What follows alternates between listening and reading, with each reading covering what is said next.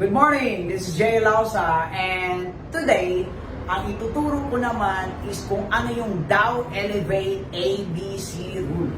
Okay? Gaano ba ka-importante ang ABC Rule? Ito yung 90% mag-join yung client mo or yung invite mo with your 10% effort. Imaginein mo, 10% lang yung effort na gagawin mo at 90% sasali yung client mo. So, paano ba yan? Mentor, so ganito yan. Ang ABC rule, ito yung rule na pinaka-importante sa lahat na dapat mong masunod. Okay? Kasi bakit? Dito hindi mo kailangan magaling. Hindi kailangan malupit ka. Hindi kailangan na magaling kang mag-talk. As long as alam mo paano sundin yung rule na to, hindi ka mahirapang mag-build ng network. Paano ba yan?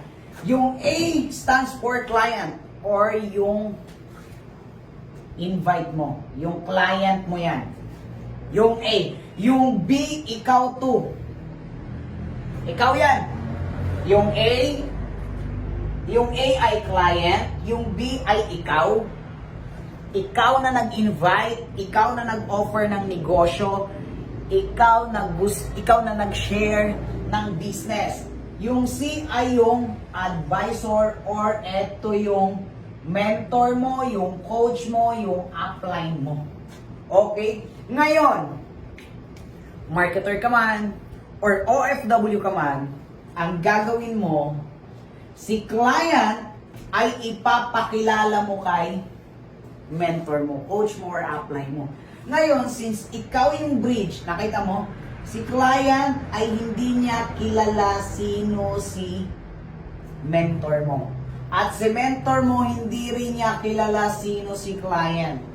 At ikaw yung bridge. Bridge, ibig sabihin, alam mo yung tulay?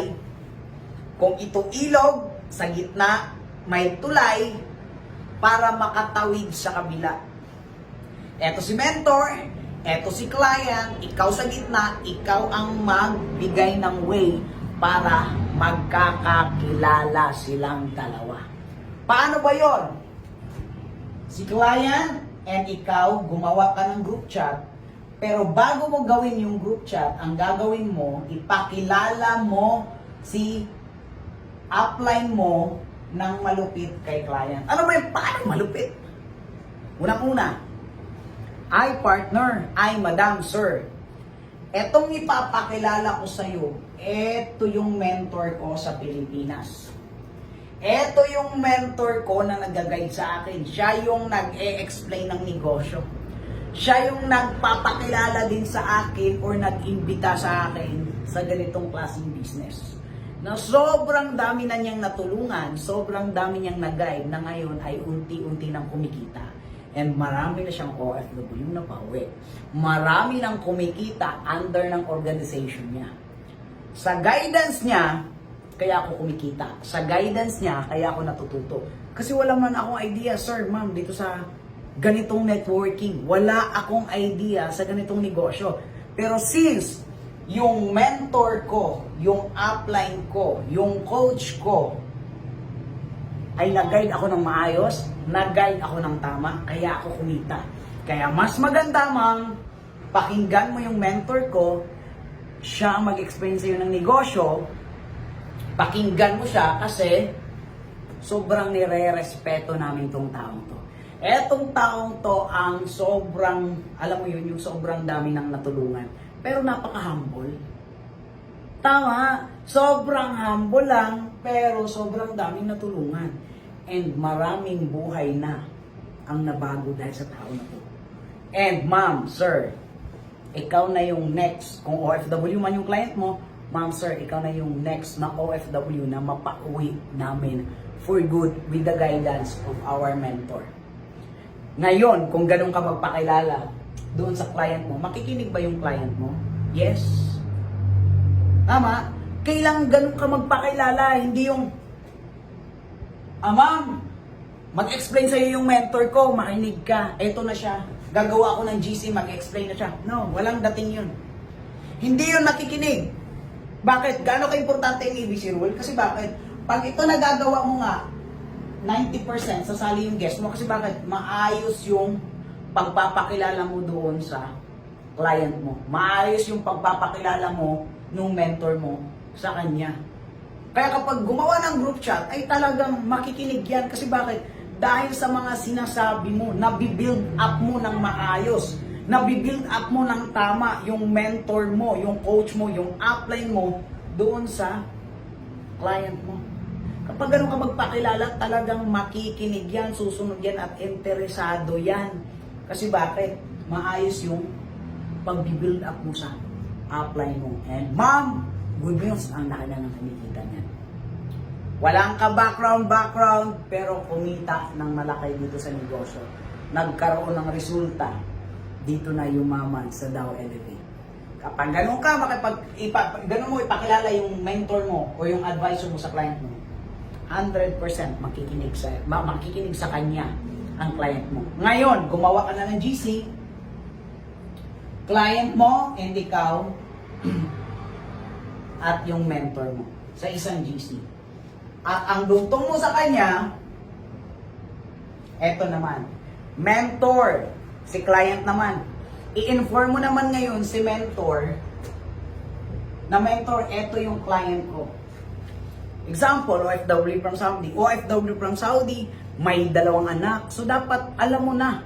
Alam mo na yung background niya dapat yung every time na kausap mo siya, nagagawa mo yung 3F, nagagawa mo yung form para pagdating sa ABC rule, hindi mahirapan yung mentor mo, yung coach mo, paano pasalihin yung client mo.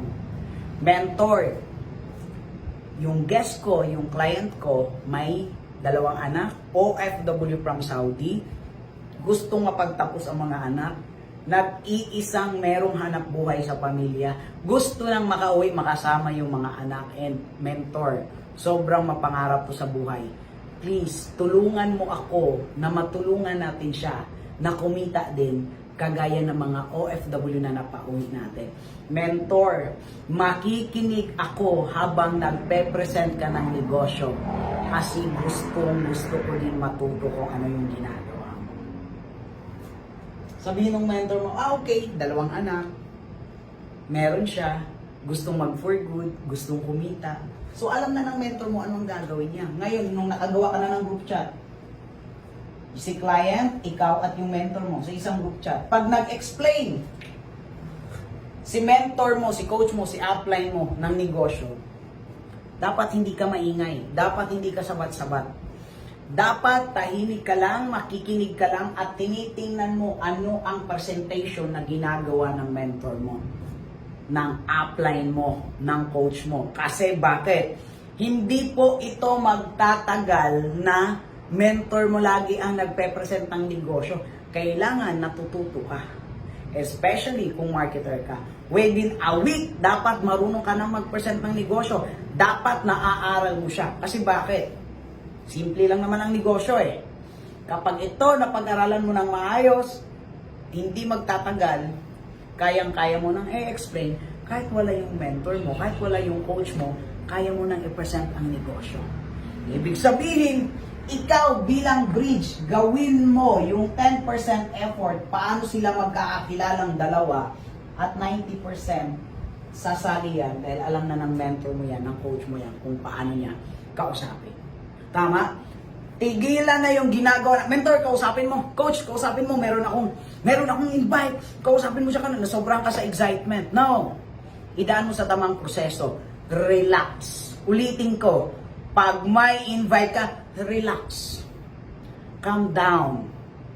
Idaan mo sa tamang proseso. Idaan mo sa tamang ABC rule. Ang ABC rule, ulitin ko, 10% na effort lang. Paano mo siya may pakilala?